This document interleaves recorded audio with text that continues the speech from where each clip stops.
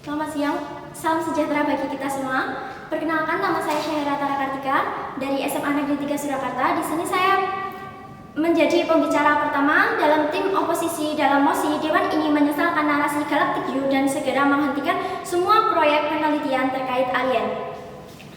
Dewan juri yang terhormat, saya dengan tegas menolak adanya mosi tersebut dikarenakan kami menyadari bahwa proyek kami bukanlah suatu proyek yang gagal. Sebelum saya melanjutkan kepada argumentasi saya akan mengubah mekanisme yang telah diajukan oleh pihak oposisi menjadi mekanisme yang lebih baik, yaitu dengan cara menggantikan dana yang awalnya tadi disebutkan oleh tim oposisi berasal dari dana pajak menjadi dana non pajak. Di sini saya beranggapan bahwa mekanisme dari tim saya lebih baik.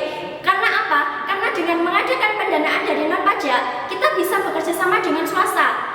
Lalu swasta akan membuat privatisasi dari publik dan mereka akan mendapatkan hasil dari adanya privatisasi tersebut, sehingga tidak ada dua belah pihak yang akan dirugikan dalam hal ini. Pemerintah akan mendapatkan pengetahuan baru, sedangkan swasta akan mendapatkan laba seperti yang mereka inginkan. Kemudian, sebelum saya melanjutkan kepada argumen saya akan melakukan penyanggahan terhadap argumen yang telah diberikan oleh pihak oposisi.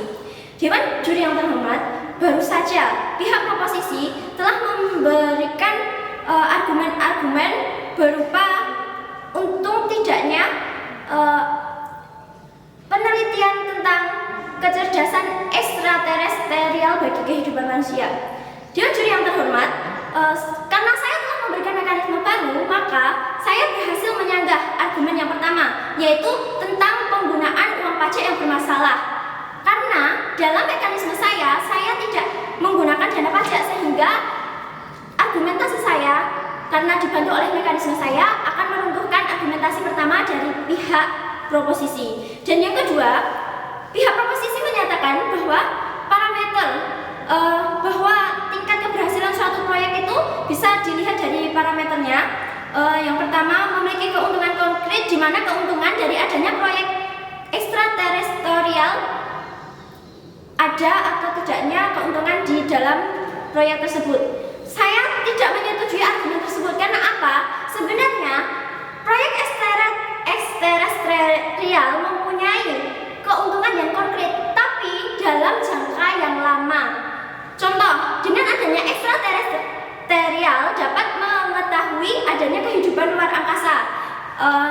Dalam ini pernyataan saya akan didukung oleh argumentasi saya yang akan saya jelaskan setelah saya melakukan penyanggahan terhadap premis yang dilakukan oleh pihak proposisi. Dan yang kedua,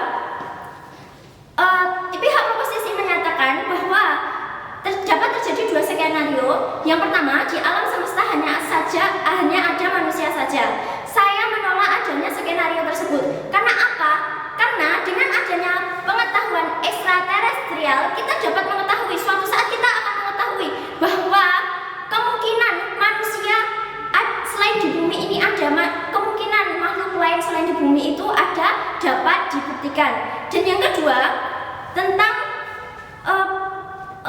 tanggapan pihak proposisi yang menyatakan bisa saja skenario terburuk dari mereka adalah alien yang tidak suka melakukan kontak fisik akan menjadi ancaman bagi seluruh dunia.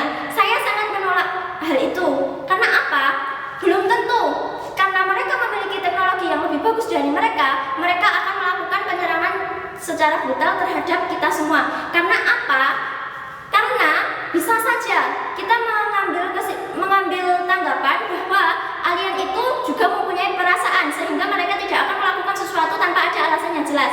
Kemudian dengan adanya alien dan teknologi yang mereka bawa, bisa saja keuntungan yang dapat kita ambil dari hal tersebut adalah kita dapat saling mengeksplorasi, saling bertukar teknologi yang ada, sehingga memungkinkan terjadinya kemajuan di kedua belah pihak dunia. Kemudian saya akan melanjutkan argumentasi saya. Status quo yang saya buat dalam argumentasi saya yang pertama adalah kerusakan di bumi yang semakin menjadi tanpa adanya ilmu mengenai tempat lain atau dunia angkasa lain atau kita sebut ekstraterestrial. Dewan juri yang terhormat dan para hadirin sekalian, kita menyadari bahwa bumi ini semakin lama semakin rusak dan pada suatu saat bumi ini akan hancur. Dan apabila tanpa adanya ilmu ekstraterestrial, bagaimana kita bisa mendapatkan pengganti bumi ini untuk kelangsungan kehidupan kita? Tidak ada kan? Karena itu, dengan adanya ilmu ekstraterestrial yang kita dapat mengambil keuntungan, satu, mengetahui tempat baru yang bisa dihuni jika suatu saat bumi hancur. Yang kedua, kita dapat mengeksplorasi seluruh alam semesta. Bisa saja keuntungan dari eksplorasi kita ini apabila di suatu bagian semesta memiliki sumber daya yang tidak ada di bumi namun itu berperan besar, kita dapat mengambil sumber daya tersebut. Kemudian kami beranggap, argumentasi yang kedua adalah kami beranggapan bahwa kepentingan kami lebih penting. Karena apa? Seperti yang dikatakan dari pihak proposisi, mereka lebih memilih untuk mengalokasikan dana mereka kepada riset yang berupa riset teknologi, sumber daya terbarukan, penyakit yang mematikan, atau vaksinasi.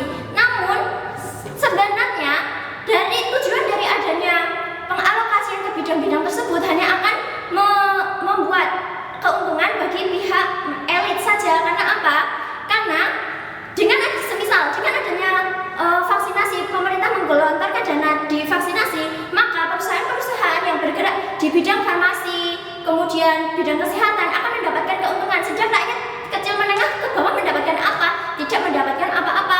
Namun ketika kita menjalankan proyek ekstraterestrial, kita akan mendapat keuntungan bagi semua rakyat yang ada di seluruh dunia. Karena apa? Ya tadi, karena apabila ada suatu saat bumi akan hancur, kita semua akan dapat melakukan kelangsungan hidup kita di tempat yang lain. Oleh karena itu, dengan adanya penyanggahan saya dan argumentasi saya beranggapan bahwa argumentasi dari tim proposisi telah runtuh seruntuh-runtuhnya. Sebelum saya menutup debat saya pada hari ini, izinkan saya menyampaikan suatu kalimat dari Samuel Johnson, yaitu masa depan itu dibeli oleh masa sekarang. Terima kasih atas waktunya. Selamat siang.